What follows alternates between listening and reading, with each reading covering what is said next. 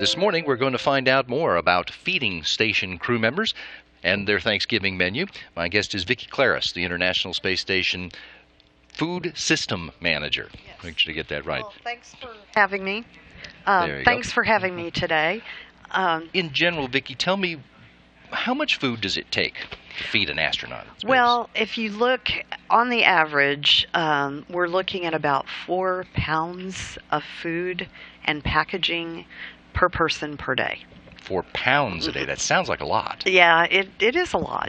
And when you consider some of that is dried and they're having to add water to it, then yeah, it is a lot. Do American astronauts only eat the American food that you and your folks are getting ready for them? Well, our responsibility is to feed the 3 U.S., what's called USOS, the U.S. segment crew members, and then there's 3 cosmonauts on board, and the Russians have the responsibility to provide food for those. However, it is up to the crew on orbit to decide how they share the food and how often they share the food. So, yeah, they do share, and it varies from increment crew to increment crew as to how much. How far in advance do you have to work to plan for this? To get, for instance, food for Barry Wilmore on the station when he is there? Actually, we are working typically about 18 months in advance. So we have a standard menu. So most of the core menu is the same. And so, we just pre-position that. But then each crew member gets a certain amount of preference food. We call them bonus containers. And so they, that container has their name on it with their selections in it. And so that's what we have to be sure is there at the right time for them to utilize. And are you able to use all of the different delivery ships, the delivery trucks that are going to the station? Yes, over time we have used them all. We used to use the Progress a lot, but now that we have the commercial carriers on board, SpaceX and Orbital, so we're not using Progress as much for food, but we have used Progress. We use HTV, which is the JAXA cargo vehicle. We used ATV when it was flying, and so yeah, we utilize all these different cargo vehicles. If you're working that far in advance, you've got to be sending things that can stay good for that long. That need some kind of special preservation? Yes. So the challenge that we have is that there are no dedicated freezers or refrigerators for food on orbit. So all of our food has to be shelf stable and last for a very long time. So we're using freeze-dried products. We're using thermostabilized products, which are like canned products, except we put ours in pouches instead of cans because the pouches are lighter in weight, which is advantageous when you're launching it to orbit. Right. So yeah, we use really, and we do use some irradiated meat products as well. So we're using a variety of products that create shelf-stable items.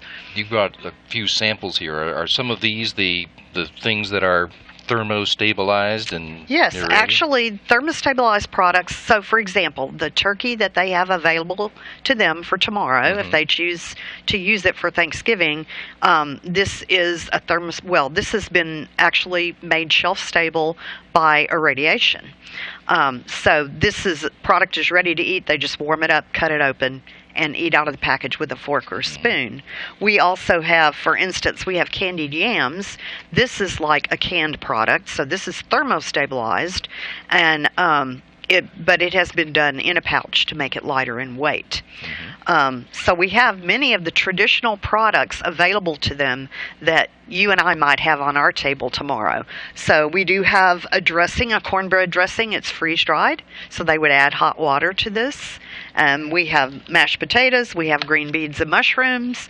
Not beverages. So green are the beans. Well, no. Not in that state. Not in that state. They'll be greener when you add water. Yeah. And then we have powdered beverages. In this case, I brought a tea with lemon and sugar. So they would rehydrate this, put it in they do have a small chiller where they can chill their beverages, and then they would have to drink the beverage through a straw. Now, they don't have you didn't send up the Thanksgiving meal, right? No, we pack what's called pantry style. So all the meats are together, all the veggies are together, and they actually assemble their meals real time. So crew members, so we don't have a set aside meal for Thanksgiving, but they do have all these products available to choose from.